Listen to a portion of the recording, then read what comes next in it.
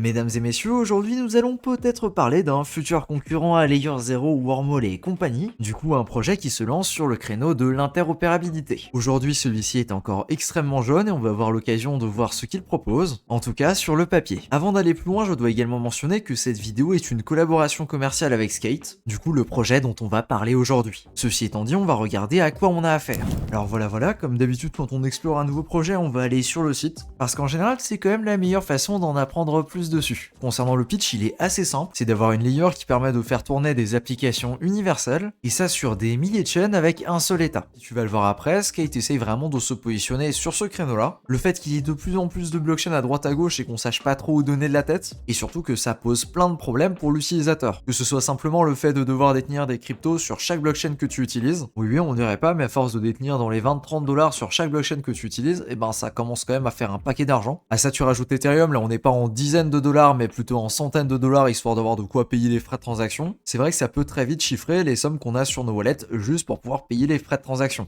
Mais un autre souci qui est peut-être un petit peu plus flagrant pour nous qui bougeons de blockchain en blockchain, c'est la liquidité ou plutôt son absence. Je veux dire, si t'as déjà débarqué sur une blockchain en début de course, eh bien tu t'es forcément rendu compte que les taux d'échange étaient désastreux. Et ça c'est un truc qu'on va typiquement observer quand il n'y a pas assez de liquidité on-chain pour permettre des swaps qui sont efficaces. Et donc ça va se traduire avec un price impact assez important sur le DEX sur lequel tu vas faire ton swap. C'est pas spécialement de la faute du DEX en question, c'est surtout qu'il n'y a pas suffisamment de liquidité pour en faire en sorte que ce soit le plus efficace possible. Là on est sur un problème qui est clairement pas nouveau, ça fait un moment qu'il a déjà été évoqué, mais jusqu'à présent c'est vrai que ça allait quand même relativement bien. On avait au plus quelques dizaines de blockchains, mais aujourd'hui on se retrouve plutôt avec quelques centaines de blockchains. Alors j'avais pas la stat et je suis allé sur DeFi Lama pour la checker et a priori il y a 270 blockchains différentes qui sont répertoriées dessus, ce qui fait déjà un chiffre qui est assez important. Et si on regarde d'un point de vue liquidité, à mon avis à partir du top 50 il y a déjà quasiment plus rien dessus. Et non, écoute, je suis quand même relativement mauvaise langue. Aux alentours du top 50, on va avoir du Métis, du Clétn, du Scroll par exemple.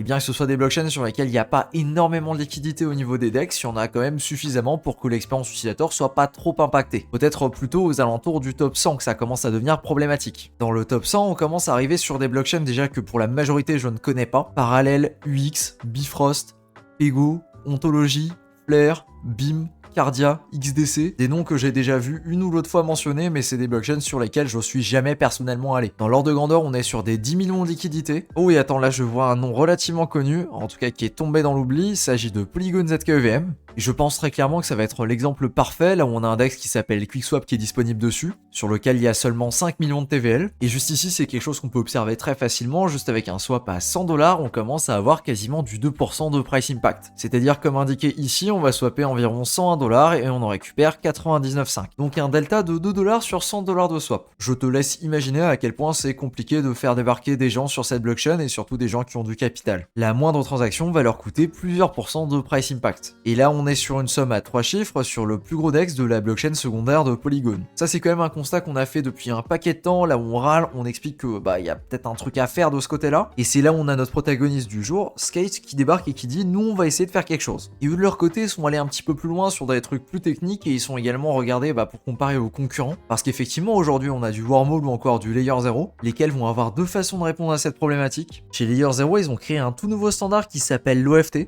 C'est typiquement tous les jetons que tu peux déplacer d'une blockchain à une autre et qu'on peut retrouver sur les applications powered by Layer 0. Et de l'autre côté, on a Wormhole qui a utilisé une autre stratégie. Chez Wormhole, ils se sont dit on va utiliser un wrapper et on va également utiliser un wrapper différent par blockchain. Si tu as déjà utilisé Portal de chez Wormhole, tu comprends très vite pourquoi ça fonctionne pas. Tout simplement parce qu'on en arrive toujours au même problème, c'est qu'il faut des pools de liquidité absolument partout. Et que malheureusement c'est une utopie et ça n'existe pas aujourd'hui. C'est exactement ce qu'on peut voir ici avec ce schéma là où du coup on prend le cas de figure là où il y a un nouveau standard qui est ajouté. Par exemple les différents wrappers de Wormhole pour ne pas les nommer. Et là on se rend compte que ça implique la création de plein d'autres pools pour pouvoir gérer plein de cas différents. Du coup toutes les nouvelles paires qui impliquent ce standard, ce qui va encore une fois à l'opposé total de l'objectif initial qui est de venir unifier la liquidité. Le concept de Skate c'est donc d'avoir une blockchain qui va s'occuper entièrement de la logique et qui va donc servir de hub central et de bridge pour interconnecter les différents différentes blockchains. Avec ce concept-là, les développeurs ont juste besoin de déployer sur Skate, et ça permettrait d'une certaine façon de synchroniser la liquidité de façon omni-chain sur toutes les blockchains qui sont interconnectées par Skate. Avec un dernier paragraphe qui va dans le sens de simplifier les interactions des utilisateurs, parce que déjà la question c'est de savoir sur quelle blockchain ça se passe. Est-ce que je possède le bon jeton avec le bon standard? Parce qu'aujourd'hui il y a plein de standards différents. Je veux dire, tu vas juste sur Arbitrum ou sur Optimism et tu as de l'USDC et de l'USDC.E. C'est tout bête, mais tu as certaines applications qui fonctionnent avec de l'USDC et d'autres qui fonctionnent avec de l'USDC.E. Et malheureusement, il faut de la bouteille ou de l'expérimentation pour savoir quel type d'USDC va fonctionner, parce que parfois c'est marqué USDC alors que c'est de l'USDC.E qu'il faut. Et donc on se retrouve avec beaucoup d'utilisateurs qui sont perdus. Je sais que c'était particulièrement le cas quand je parlais de Stargate et de Layer 0, là où toutes les semaines il y avait au moins une personne qui demandait sur le Discord, je comprends pas, j'ai de l'USDC, je veux utiliser Stargate mais ça me l'affiche pas. C'est tout simplement parce que tu as de l'USDC à la place de l'USDC.E alors qu'effectivement sur le site il y a bien écrit USDC. Mais ouais, c'est quelque chose qu'il faut savoir, c'est pas magique. Voilà pour la petite présentation de la tech et de là où le projet se situe. Maintenant j'ai plein de petits trucs à droite à gauche à mentionner. Déjà c'est qu'ils sont backés par des gros noms. Je vois notamment Hashkey ici qui me plaît pas mal. Si jamais Hashkey est également derrière chez Stakestone, même s'ils ont préféré changer leur description et venir mettre qu'ils étaient backés par Binance plutôt. C'est sûr que Binance Labs c'est déjà un nom qui vend un petit peu plus et je veux pas leur en vouloir pour ça. Ensuite, en dehors des fonds d'investissement relativement classiques, il y a également différents membres de différentes équipes qui sont relativement connus, que tu peux voir juste ici défiler qui ont investi. Ce qui, même si aujourd'hui ça ne veut pas dire grand chose, je veux dire on est dans une saison dans laquelle les VC et les investisseurs balancent de l'argent à droite à gauche assez facilement, ça reste quand même un minimum un gage de qualité. Autre information concernant leur Twitter, il est relativement récent, donc tu peux scroller, tu trouveras pas grand chose, vraiment les premiers tweets datent d'il y a quelques jours, même s'ils sont quand même sacrément actifs. Voilà, tac, le premier tweet de présentation c'est le 3 avril, mais heureusement on a quand même bien plus d'informations dessus. Et ça pour une raison qu'on peut retrouver en gros juste ici sur leur médium, c'est qu'avant d'être Skate, c'était Range Protocol, un projet qui avait déjà à peu près le même objectif mais en étant moins ambitieux, la liquidité multi-chain.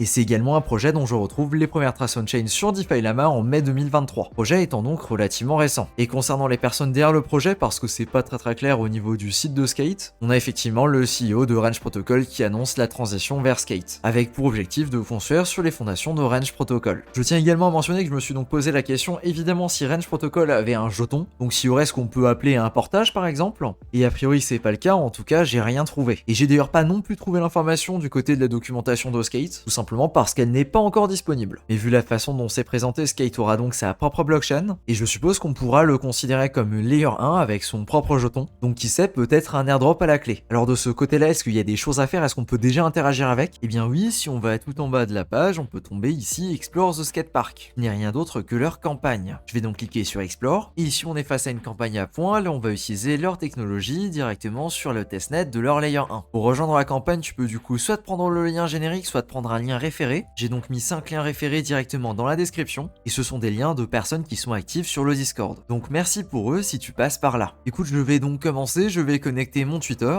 autoriser, et vraisemblablement la campagne a l'air d'être surchargée. Alors je vais peut-être d'abord connecter mon wallet et voir à partir de là. MetaMask, voilà, et maintenant connect. Après plusieurs essais c'est passé, donc là c'est un truc très basique, c'est le follow. Ok, ça c'est fait, je vais ajouter un code parce que je suis passé par le lien de quelqu'un. Et on va commencer par minter un NFT. Assez marrant, j'ai pas eu besoin de signer de transaction ou quoi que ce soit, et du coup ça m'a minté ce NFT là. Ok, donc pour la partie blockchain, a priori c'est tout ce qu'on peut faire pour le moment. Il y a effectivement écrit ici qu'on pourra faire de nouvelles choses très bientôt. Un petit peu déçu parce que j'aurais voulu tester la blockchain et surtout j'aurais voulu tester toutes ses fonctionnalités au niveau de la liquidité. Donc j'espère quand même que ce sera disponible dans les prochaines quêtes parce que c'est quand même la proposition de valeur initiale. Et sinon en allant un petit peu plus loin dans la documentation, je suis tombé sur cet article. Sur celui-ci on aura du coup l'information qu'il y aura plusieurs rangs au niveau du NFT et que le modèle à points sera converti en une distribution du jeton avec du coup un chiffre de 8% de la supply du jeton qui sera airdroppé au lancement. A priori on pourra du coup dépenser les points pour améliorer notre NFT, pour le passer de Rebelle à Pioneer à Legend, et de ce que je lis ici, il y en aura vraiment très peu des NFT légendaires avec seulement 200. Et pareil du coup ici on a l'information que c'est vraiment le début de la campagne et que pour le moment il n'y a pas grand chose mais que ce sera disponible par la suite. Autre information qui est un petit peu plus cachée parce qu'on la trouve pas directement sur le site mais bien dans la documentation, c'est qu'il y a 2 campagnes en cours. Il y a du coup un Zilli avec des tâches qui sont relativement classiques pour des Zilli, donc rien de particulier à signaler, mais si tu veux t'investir dans le projet, eh bien je pense que c'est le meilleur endroit pour commencer. Et il y a également un Galaxy qui est relativement similaire. Aujourd'hui on est donc encore vraiment au coup de lancement du projet et de la campagne, donc il n'y a pas 50 choses différentes à faire. Il faudra suivre le projet dans le temps pour voir quelle direction il prend. Et autre chose que je viens de voir passer, un truc assez original pour le coup, c'est que si tu es musicien et que tu leur proposes une musique qui est en rapport avec le skate, tu peux également remplir une quête qui fait gagner 2000 fil Oli, du coup les points du projet. Voilà, c'est pareil, c'est un truc un petit peu caché qu'on peut retrouver au fin fond de la documentation. Voilà, j'ai fait le tour des informations qu'on a à l'heure actuelle sur le projet. De mon côté, je pense que ça intéressera particulièrement les personnes qui sont à la recherche d'un testnet et donc d'airdrop à chasser là où il n'y a pas spécialement de fonds à venir investir au départ. C'est typiquement le genre de projet que je pourrais recommander comme premier airdrop à chasser. Merci donc à toi de ton attention sur cette vidéo et sur ce, je te dis à plus pour une prochaine vidéo.